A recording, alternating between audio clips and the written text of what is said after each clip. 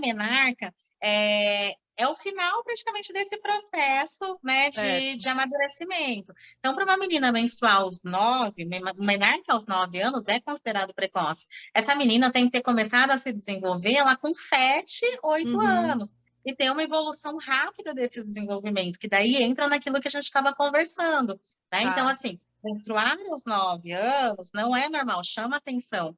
Por quê? Porque esse desenvolvimento começou lá atrás e evoluiu de forma rápida. Podcast a Mãe! Olá, este é mais um episódio do podcast A Mãe, nosso bate-papo sincero sobre maternidade real. E hoje o nosso tema é puberdade precoce. A gente vai explicar o que é isso e o que fazer quando acontece esse problema. A minha convidada hoje é a médica Georgette Beatriz de Paula, que é mestre em saúde da criança e do adolescente pela Unicamp e pediatra e endócrino pediatra do grupo Sabin. Olá, doutora, tudo bem? Olá, Juliana, é um prazer conversar com você. Obrigada pelo convite. Obrigada a você por topar conversar com a gente hoje. E tenho certeza que a gente vai esclarecer aí várias dúvidas sobre puberdade precoce. Eu tenho muitas dúvidas, nossos ouvintes mandaram algumas perguntas também. E eu acho que a primeira coisa que a gente tem que explicar é o que é a puberdade precoce, né? Quer dizer, quando que a puberdade começa oficialmente e antes de qual idade ela é considerada precoce, ou seja, antes da hora certa, né? Então, a puberdade, ou seja, o desenvolvimento dos caracteres sexuais secundários, tanto masculino ou feminino, né? Ou seja, aparecimento de mama, pelinhos nos meninos, aumento de testículo, aumento do pênis. Tudo isso é esperado nas meninas a partir dos 8 anos de idade e nos Certo. meninos a partir dos 9 anos. Então, caso esse desenvolvimento ocorra antes, aí é considerado precoce. Tá. Essas idades sempre foram assim, ou isso está mudando nos últimos anos? Isso vem sendo questionado, com certeza, porque a gente percebe que tem começado, né, mais cedo, tá? E hoje o que a gente fala é que mais importante que a data de início é a velocidade com que tudo isso evolui. Né? Então, assim, se, por exemplo, uma menina começou a ter aumento da mama aos 8, mas isso vem evoluindo, progredindo muito rápido, é uma situação. Se ela começou aos 8, mas evolui tudo muito lentamente, é outra situação, né? Mas realmente isso vem sendo questionado, por quê? Porque dependendo até de diversas etnias, tudo isso pode acontecer um pouquinho antes ou às vezes um pouquinho depois. Tá. Mas é fato que a puberdade está acontecendo mais cedo hoje em dia do que acontecia décadas atrás? Ah, com certeza, né? Que antes falava assim, tá, uma média para as meninas menstruarem era 14, em torno de 14 anos. Hoje, mais de 90% das meninas aos 14 anos menstruaram, né? Uhum. Hoje a média da menarca, que é a primeira menstruação, é por volta dos 12, mas para a menarca acontecer aos 12, normalmente o desenvolvimento começa em torno de 2 a 3 anos antes, né? Tá. Então, que a Uhum. gente tem observado? Após pandemia, tanto meninas como meninos também têm acelerado o seu desenvolvimento. Tá. Então, assim, vamos recapitular.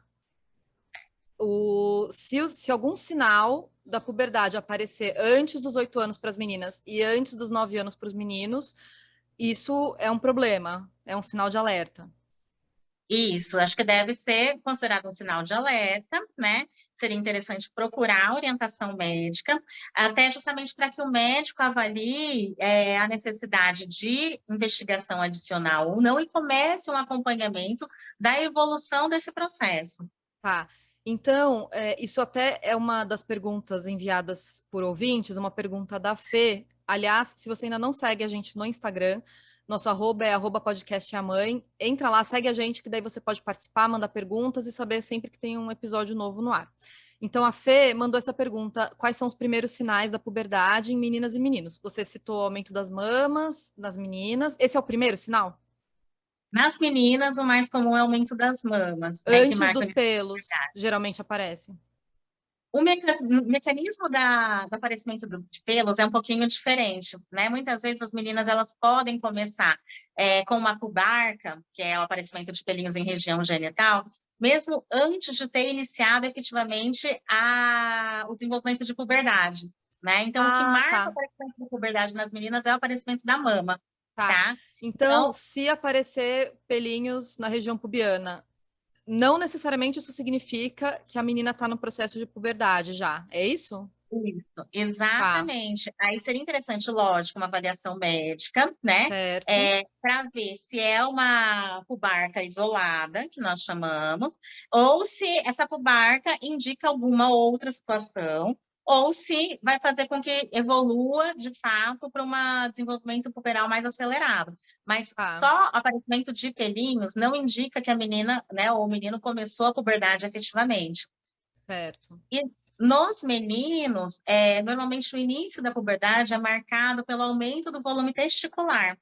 certo. Então, aumento dos testículos. É um aumento muito significativo, assim, é uma coisa fácil de visualizar, ou pode ser um aumento mais discreto? Normalmente os meninos identificam, né? Porque antes o testículo pré-puberal era aquele testículo bem pequenininho. E aí, com o aparecimento, com o desenvolvimento, tem um aumento do volume testicular, consequentemente, aumento da bolsa escrotal, né? Então, Uhum. ele vai perceber, é algo que chama normalmente a atenção dos meninos, Eles tá? mesmos costumam perceber?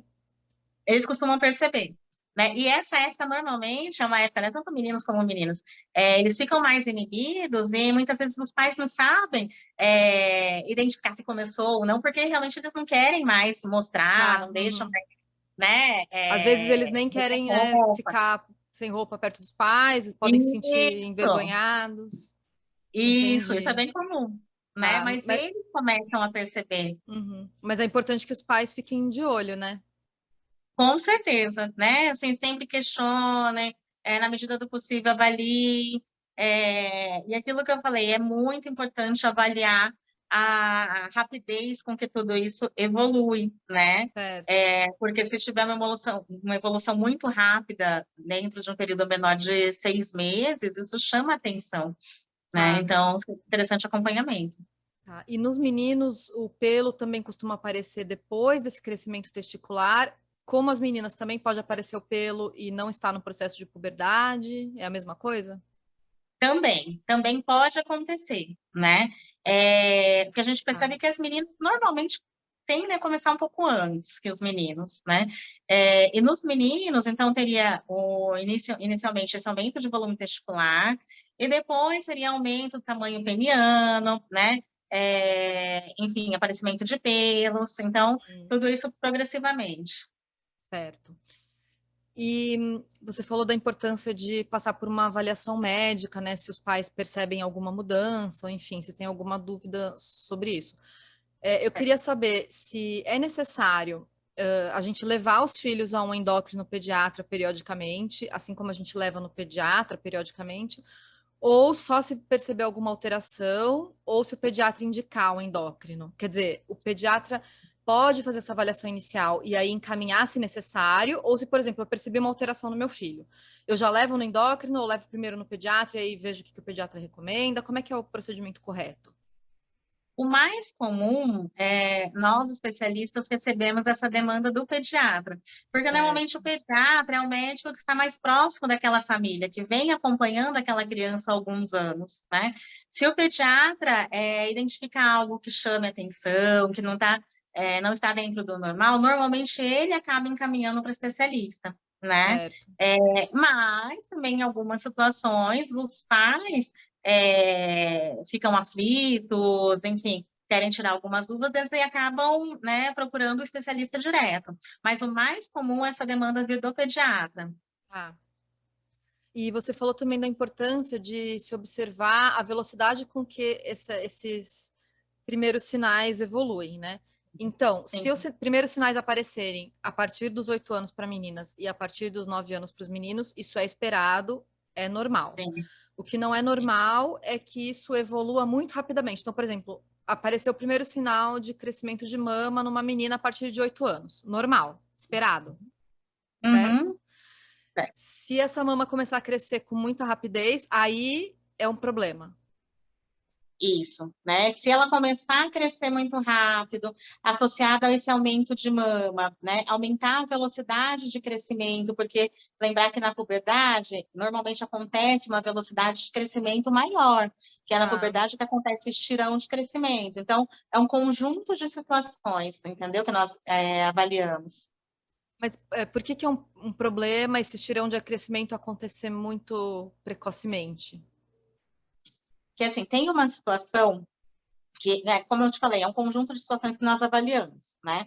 Então, nós fazemos o exame físico, que é justamente avaliar esse desenvolvimento da mama, de pelinhos, velocidade de crescimento.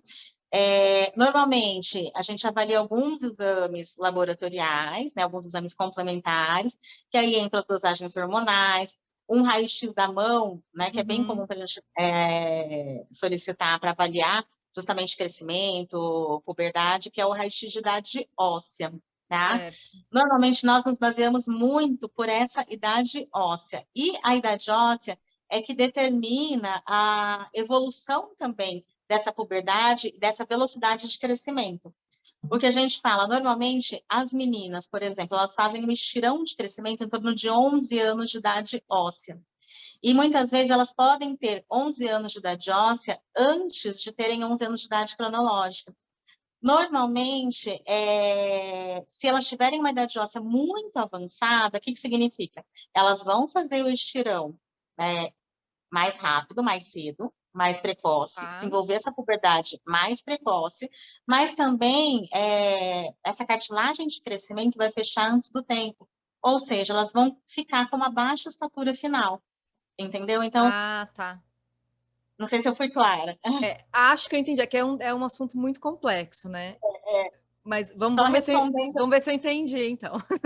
Tá. Essa idade óssea seria o tamanho do osso? É o amadurecimento do osso, Ah, tá. a Não é idade óssea. necessariamente, não é tamanho, é Não, não é amadurecimento. tamanho. Tá, Amadurecimento do osso, tá. Então né? vamos dar um exemplo aqui. Tem uma menina de Tá. 8 anos. Sim, Ela faz um exame e ela tem uma idade óssea de 10, 11 anos, sei lá. certo. Quer dizer que o osso dela tá mais amadurecido do que a idade real dela. Exatamente. Isso significa que ela pode ter um estirão de crescimento precocemente, Isso, e a cartilagem dela vai se fechar também precocemente, e ela isso. vai ficar com uma baixa estatura porque ela cresceu rápido demais, aquela cartilagem se fechou e ela não vai crescer além disso. É mais ou menos isso?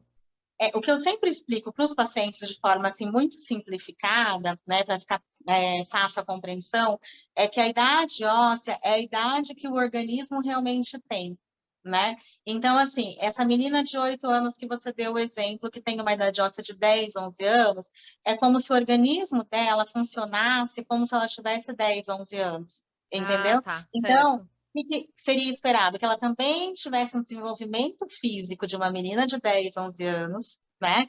Fizesse o estirão de crescimento mais cedo, mas também parasse de crescer mais cedo. É esse o problema, entendeu? Certo. E além da baixa estatura, esse processo todo acontecendo precocemente pode causar outros problemas de saúde no futuro?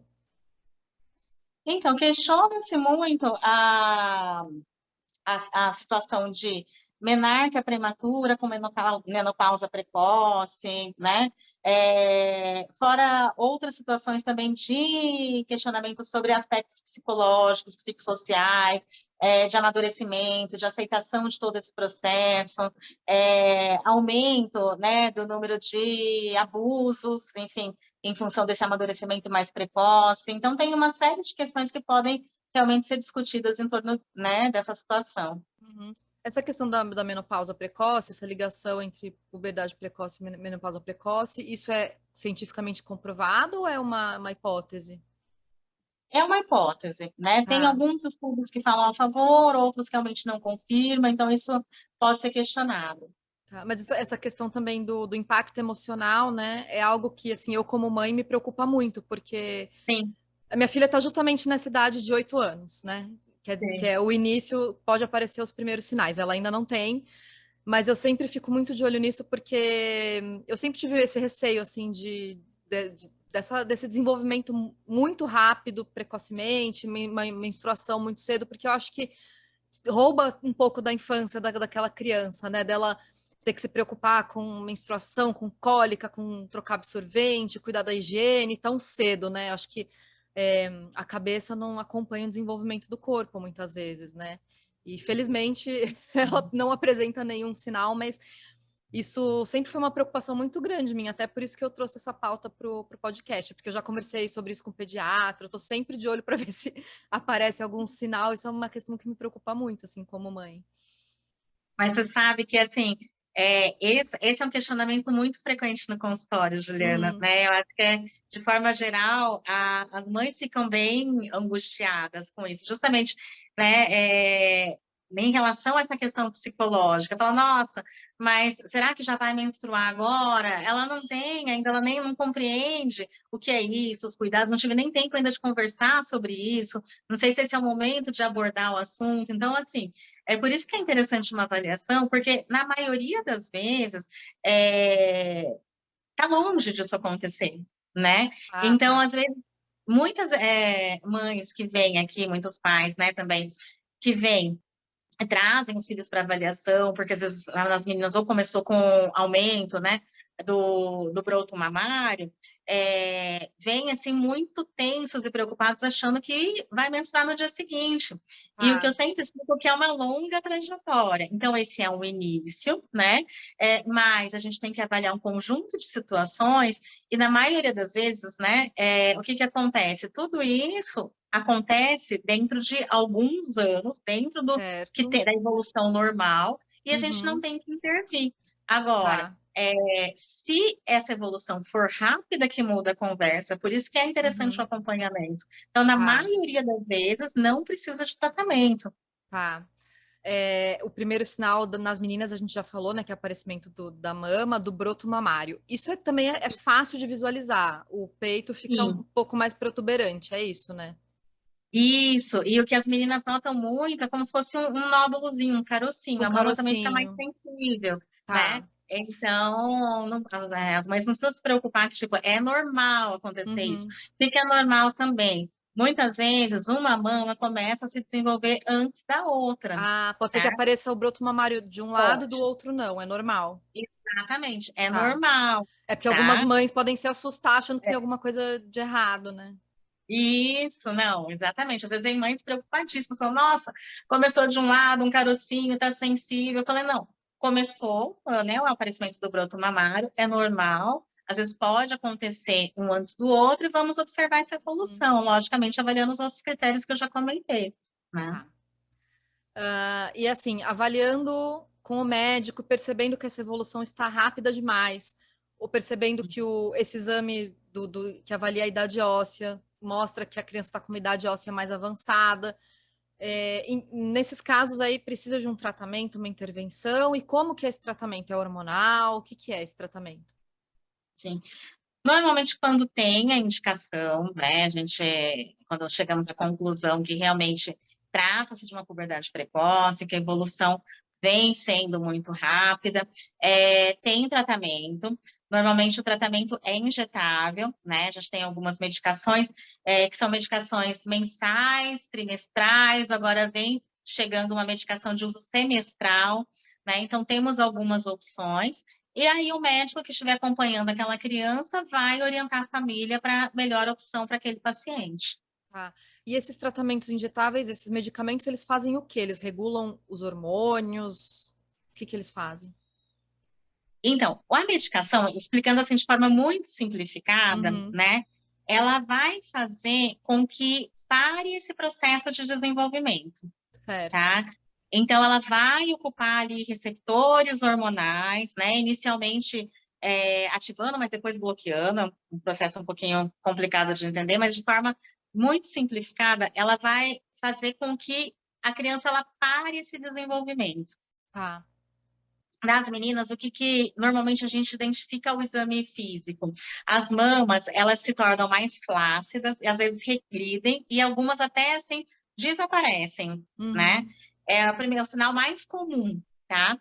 A velocidade de crescimento diminui, não é que a criança para de crescer, é esperado que ela cresça, né? mas num ritmo pré-puberdade, tá?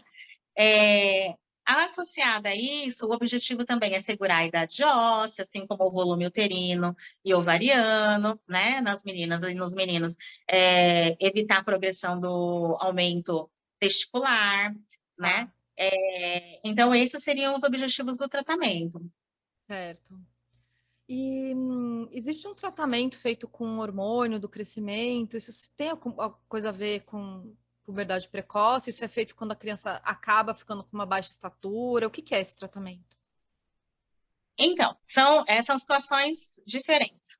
Tá. Que, como comentei, usando a medicação para bloquear a puberdade, o que que é esperado? Que diminua a velocidade de crescimento, né? O esperado, o normal, seria que essa criança continuasse crescendo numa velocidade pré-puberal, mas mantendo um mínimo da normalidade para a faixa etária. Se Uhum. em determinado momento o médico avaliar que essa velocidade de crescimento caiu muito e a perspectiva de estatura final dessa criança seria muito prejudicada, tem-se a opção de associar o hormônio de crescimento, né? Mas aí Certo, o médico que vai avaliar a necessidade ou não, o benefício ou não da associação da medicação.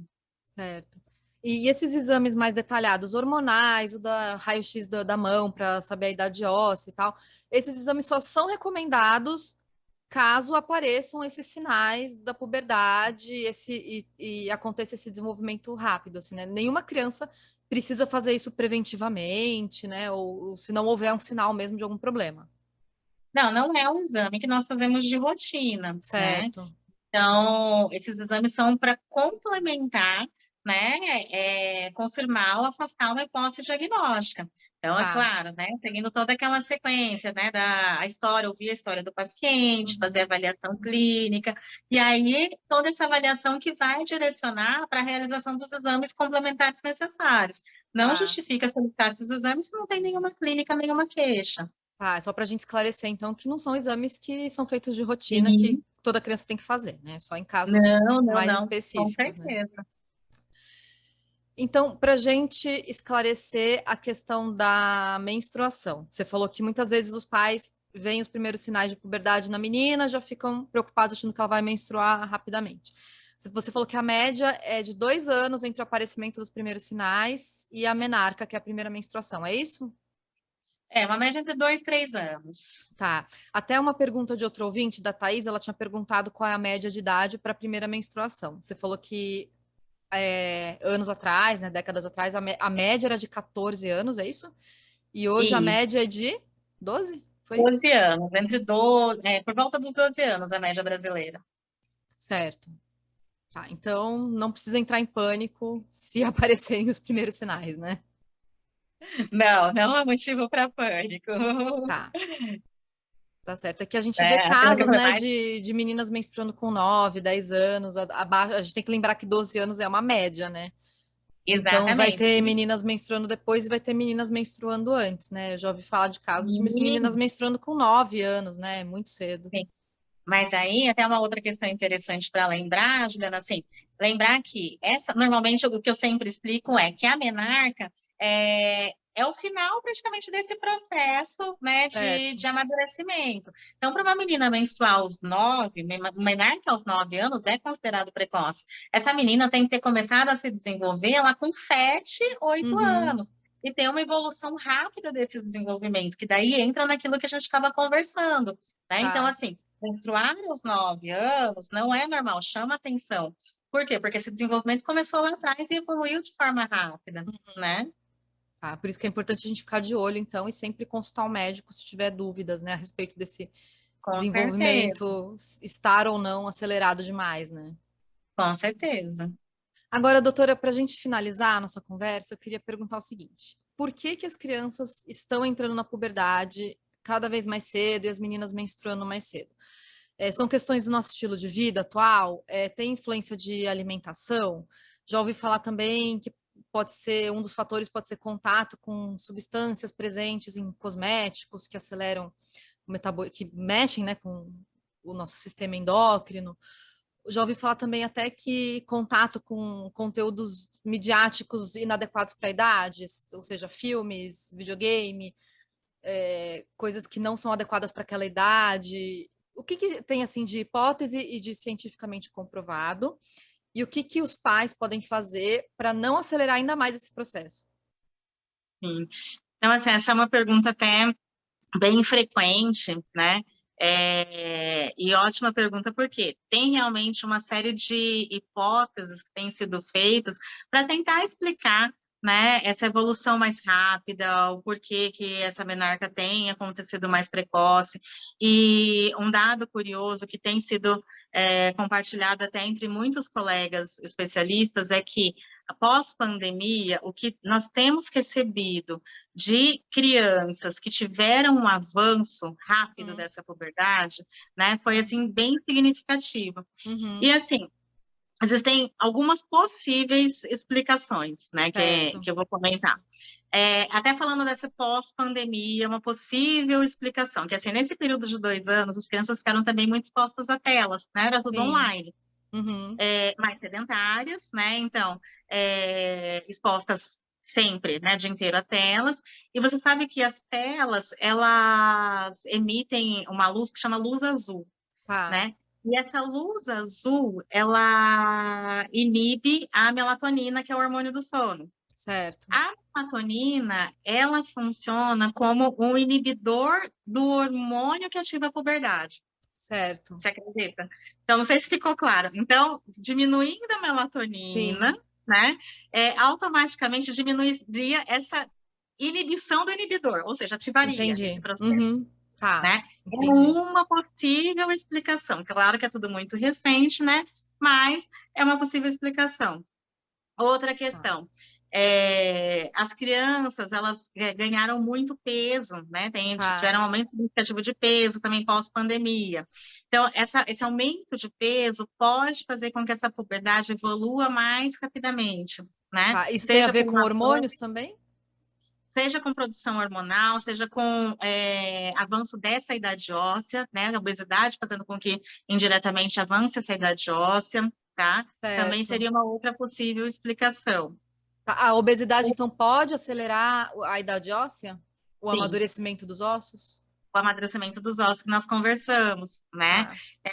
Tanto é que uma das principais orientações que eu dou, principalmente para as crianças que estão acima do peso, é realmente em relação à mudança de hábitos de vida, até para segurar esse peso. Porque se ela continuar evoluindo muito rápido no peso, consequentemente, vai avançar indiretamente essa idade óssea e também avançar todo esse processo de desenvolvimento, né? Certo. Relacionado às substâncias que você comentou, tem sido muito discutido atualmente o uso a presença, né, de disruptores endócrinos no nosso dia a dia, né? O que significa isso? Então, uma série de substâncias que nós convivemos que às vezes podem ocupar receptores hormonais e fazer com que esse processo de puberdade talvez evolua, né? Também tem sido muito discutido a ação desses disruptores endócrinos. E alguns disruptores endócrinos seriam os parabenos, né? Que podemos encontrar, às vezes, em desodorante, né? Derivados, assim, às vezes, em cosméticos, tá? Maquiagem, esmalte, né? Que mais? Os fitalatos normalmente encontrado em plásticos, né? O bisfenol, hoje a gente já encontra recipientes plásticos, né? Bisfenóis free, eles vêm como bisfenóis. É aquele BPA, qual que é a sigla mesmo? É BPA? Isso, BPA free, né? Que eles colocam. Porque o plástico, quando é aquecido, né? Quando nós aquecemos esse plástico no micro-ondas, ele pode liberar ele normalmente libera substâncias que são disruptores endócrinos, né? Mas ele libera em quantidade suficiente para causar prejuízo? Isso é comprovado? Sim, assim, assim, a questão não é uma vez que você usou o plástico que isso vai acontecer, mas o que a gente percebe? Que quem tende a aquecer em recipientes plásticos faz isso um uso contínuo e por um tempo mais prolongado, e em função disso acaba acontecendo, entendeu? Tá. O uso do plástico, por si só, para, sei lá, um copo para beber uma água, armazenar uma comida na geladeira, sem aquecimento, é prejudicial? O ideal seria substituir tudo na casa ou só não usar no micro-ondas para aquecimento? Normalmente é o aquecimento que causa a liberação dessa substância, né? Então, evitar aquecer em micro-ondas. É claro, eu prefiro sempre recipientes de vidro, outros tipos de Tá. recipiente. Mas, caso não seja possível, se for usar o de plástico, evite o aquecimento desse plástico. Até aquela questão, aquele Magipack, sabe? Que muitas vezes Uhum. utiliza-se Sim. para cobrir os alimentos. Evitar cobrir o alimento também aquecido. Porque aquelas gotículas que caem do Magipack dentro, em cima do alimento, também são prejudiciais. Ah, tá. Entendi. Entendi. Então, Tá? idealmente, seria bom substituir os plásticos que não tem esse selo, né, do BPA free, bisphenol free, Sim. mas se usar para armazenar comida ou para outras funções que não seja aquecer no micro-ondas, não é tão ruim assim, né? Não é assim Sim, algo que vai sim. causar um prejuízo grande, né? Isso, isso. Certo.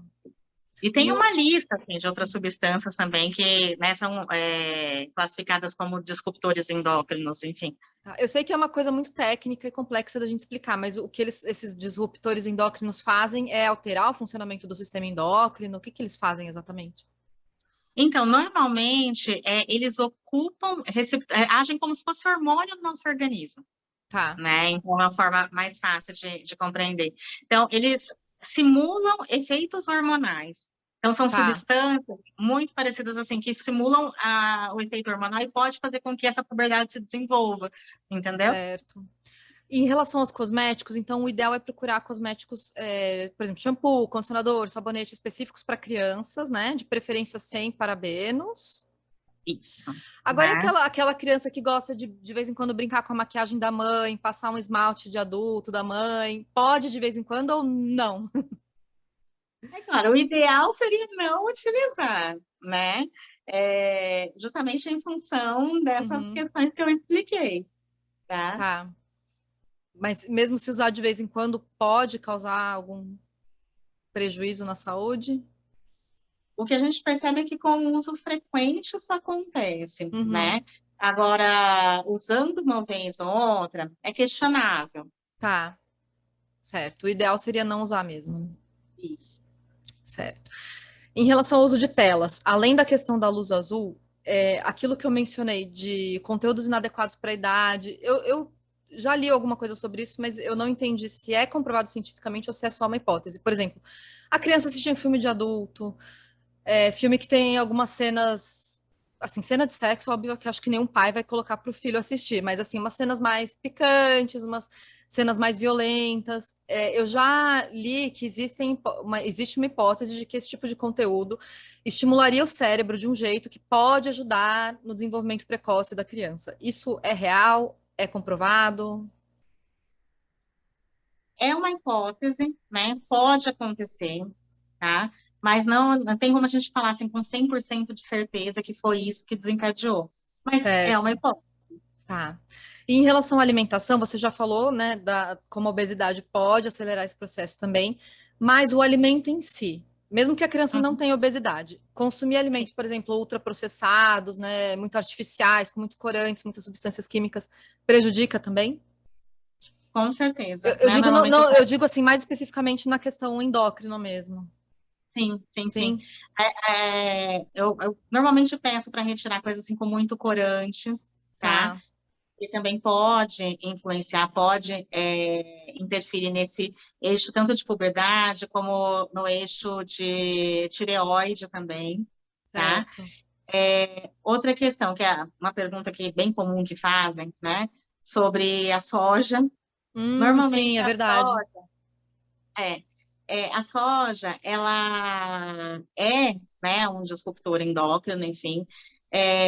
Atualmente, tem alguns colegas que orientam não utilizar, outros com cuidado, né? Mas, assim, a gente sabe que ela é considerada um disruptor endócrino, pode ser que, né, acelere realmente esse processo de desenvolvimento. Me perguntam muito do frango também, né? O frango, que eu sempre falo, é que é um mito, até isso já Essa coisa foi. de que frango tem hormônio, Não, não, tá, né? é Até mito. porque já foi. tema de discussão, até uma pergunta de congresso mesmo, que até tinham médicos no congresso, produtores, né, assim, donos de granja, Uhum. enfim, falou, olha, não é usado hormônio nesses frangos, até porque é Certo. proibido, né, então não justifica. Então, realmente, o frango não tem nenhum fundamento científico, Certo. tá? Então, se a pessoa, por exemplo, a família não puder comprar um frango orgânico, tudo bem, consumir um frango normal. Sim, tudo bem. Tá. Em relação à soja, aquelas bebidas, né, que são feitas de soja, existem, né, uns sucos, não é bem suco, mas que é feito de soja. É recomendado evitar esse tipo de bebida? Eu normalmente sugiro evitar, Tá. tá? Nada em excesso, né? Uhum. Assim, claro, na medida que se puder evitar, melhor. Mas, se não puder evitar, evite o excesso, Uhum. tá? Tá. E eu já ouvi falar que esses sucos de soja são especialmente prejudiciais para os meninos, por causa do hormônio estrogênio. É verdade? Então, que a soja, qual que seria, né, a explicação? Ela funciona como, atua nos receptores estrogênicos, né? Então, Uhum. funciona agindo como um hormônio estrogênio, de forma, né, mais fácil de Certo. entender. Então, tanto nas meninas como nos meninos. E nas Tá. meninas, isso também favoreceria o aparecimento de mama mais precocemente, se a gente, Uhum. né, fosse assim, Entendi. explicar, Então é entendeu? prejudicial, o excesso é prejudicial para os dois, né? Para os dois. Tá. Perfeito, acho que você foi super didática, esclareceu Ficou minhas claro? dúvidas. Ai, que Eu bom! sempre falo que eu uso meu trabalho em causa própria, porque eu pego as minhas dúvidas e transformo em pauta.